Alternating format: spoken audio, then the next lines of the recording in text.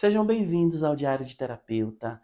Hoje nós vamos falar sobre um tema muito importante na clínica junguiana, que é transferência e contratransferência. Eu sou Vinícius Andrade, psicólogo, professor de psicologia junguiana, e nessa série trago reflexões, vivências, trocas de experiências sobre a prática clínica junguiana.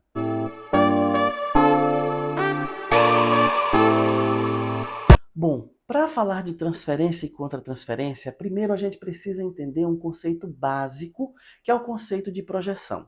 Quando um traço de personalidade, uma experiência, uma possibilidade, quando algo é reprimido dentro da gente, isso que é reprimido é mais difícil de ser acessado. Vamos dar um exemplo prático. Vamos supor que você cresceu ouvindo que você não tem valor. Você não tem valor, você não presta para nada, você não vai chegar a lugar nenhum, com muita carga afetiva, e aí você acabou introjetando. Então, você vai ser uma pessoa, muito provavelmente, que tem dificuldade de enxergar o seu valor, ou que tem distorções na hora de você enxergar o valor que você tem. Na psicologia junguiana, então, a gente diz que essa experiência de valor, ela se encontra na sua sombra. Só que o nosso inconsciente, ele vai buscando meios para que você se conecte com aquilo que está reprimido. A função do inconsciente, o objetivo do inconsciente é que você tenha uma experiência de vida o mais completa possível. Para se desenvolver, se realizar, você vai precisar se conectar com o seu valor, saber quem você é e se colocar no mundo. E eu já falei aqui no canal de diversas ferramentas que o inconsciente utiliza, símbolos, sonhos, mas a projeção é uma ferramenta que o inconsciente utiliza para a gente se conectar com o tema que está na nossa sombra, com o tema que está reprimido. Nesse exemplo que eu estou dando de uma pessoa que não consegue acessar o seu valor, vamos pensar que ela vai trabalhar em um projeto. E naquele projeto ela tem que trabalhar com alguém que tem o seu valor muito bem trabalhado. É uma pessoa que se banca, sabe o valor dela, não tem problema em colocar limites, porque ela sabe que o trabalho dela é bom. Ela sabe o quanto ela vale.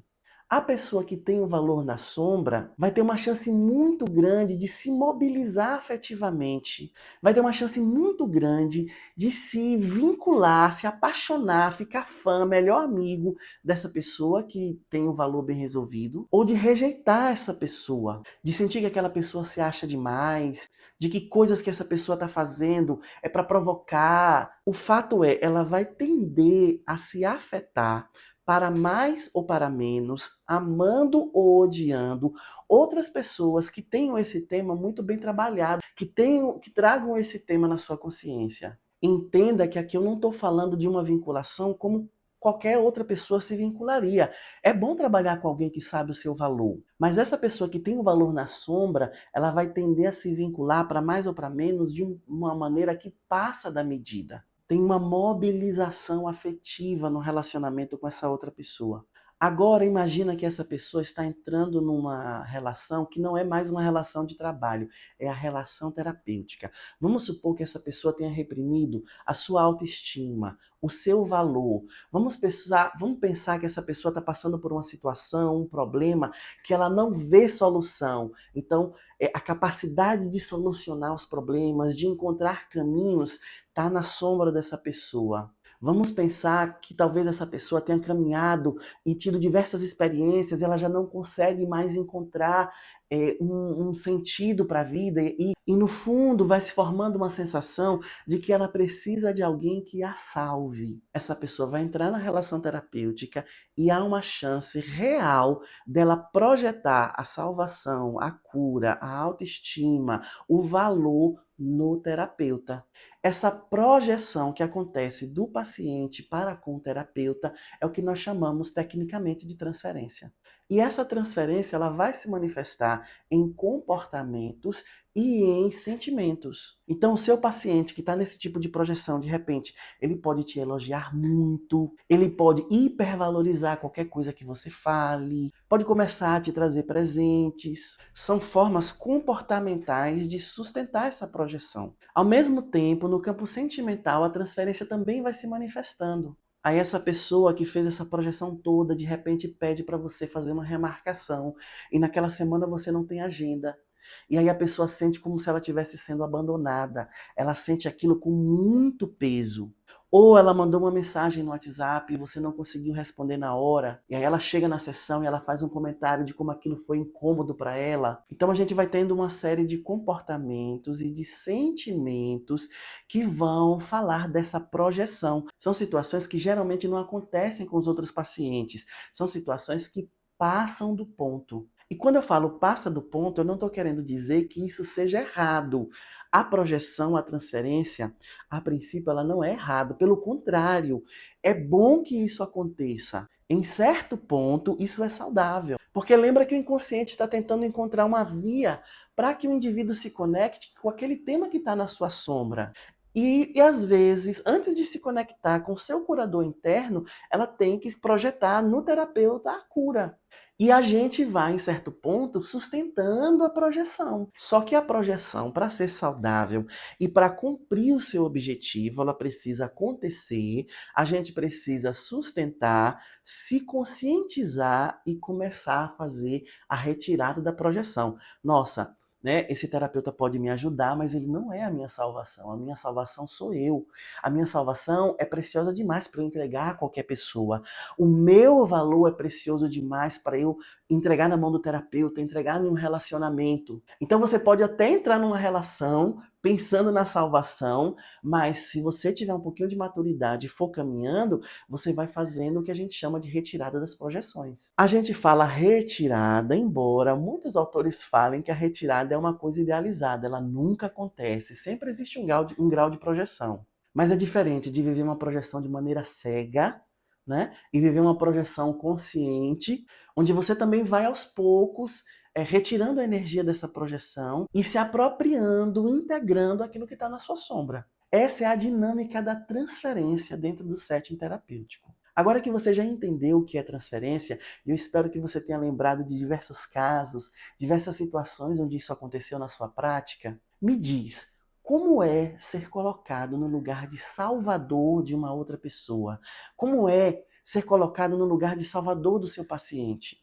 Se você for um terapeuta minimamente sério e que faz o seu trabalho de autoconhecimento, haverá um pouco de incômodo nesse lugar, porque você sabe que você não pode salvar. Você sabe que você tem que ajudar ele a ativar o terapeuta interno dele. Então, de repente, você pode sentir um incômodo quando o paciente faz esses movimentos comportamentais e afetivos. Você pode sentir, inclusive, que você está falhando com ele.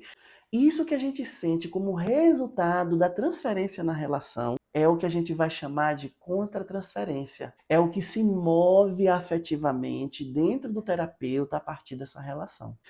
A contratransferência, por sua vez, também é muito bem-vinda, só que ela precisa ser analisada. Porque às vezes a contratransferência ela vai esbarrar em sentimentos mal resolvidos dentro de mim. Se eu me sinto inferior e eu quero cercar os meus pacientes de cuidado para garantir para mim mesmo que eu estou fazendo um bom trabalho, quando ele faz essa queixa, essa queixa pode esbarrar no meu complexo de inferioridade. E aí eu sinto mal-estar que tem uma camada aí que vem dos meus complexos não trabalhados. Então a gente precisa analisar a conta-transferência, levar para a nossa terapia e entender de onde que essa transferência está vindo. Se o tema que o paciente está trabalhando é um tema que é sensível para mim, aí eu começo a ficar incomodado, eu começo a ficar irritado. A gente não está falando da projeção da sombra dele, a gente está falando da projeção da nossa sombra. E aí a gente vai ter que ir para a terapia e trabalhar os nossos conteúdos, as nossas sombras.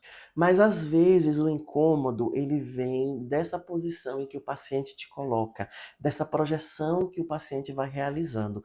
Aí você vai usar a contra-transferência como material de análise, porque você vai sentir na pele o tamanho e a medida da projeção, da transferência que esse paciente faz. E isso é norteador, isso vai ajudando a gente a repensar nossa intervenção e a ser mais assertivo na relação terapêutica.